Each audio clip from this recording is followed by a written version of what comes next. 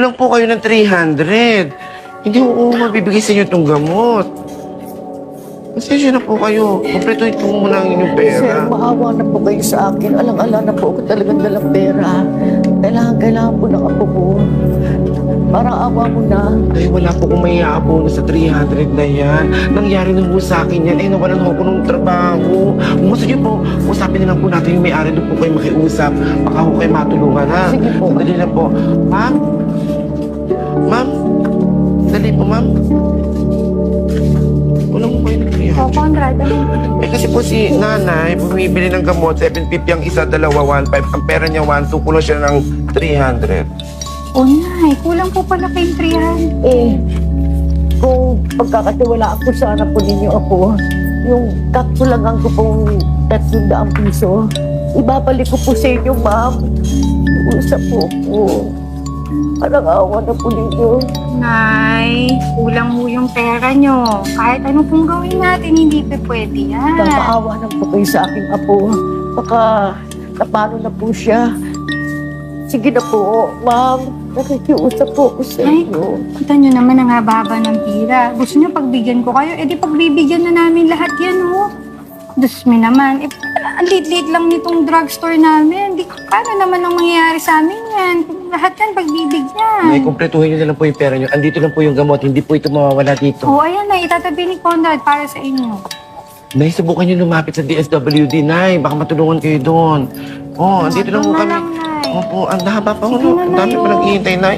Maawa naman po sa apo ko. Tensya na po, Nay. Ano po, Nay?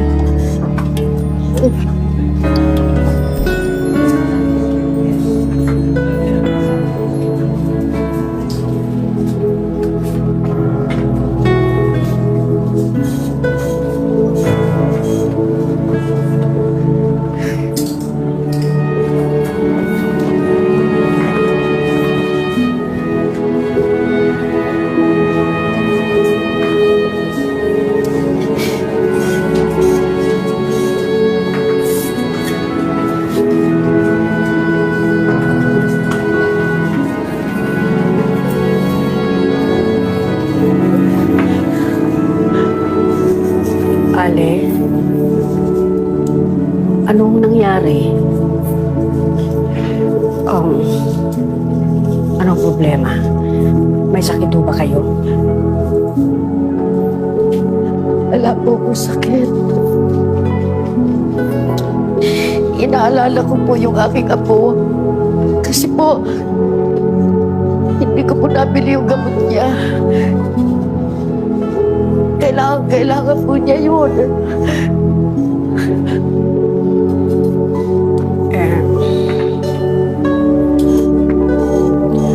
Magkano ho ba yung gamot? Ano po, ang sabi, 1,500. Kinapos po ako ng 300. Nakikiusap po kung babalikan ko lang po yung kakulangan ko. Hindi po sila bumayag.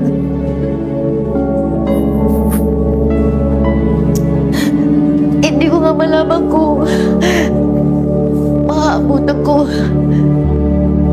Buhay pa yung apo ko. Kailangan po niya yung gamot na yun.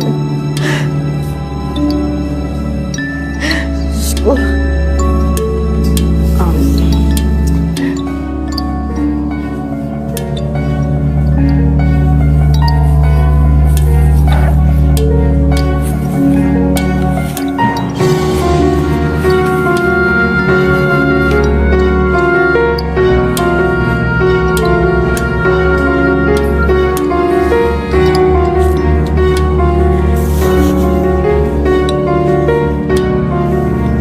Mabeta to.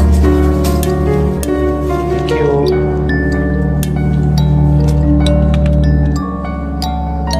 Miss, isusoli ko na lang ito.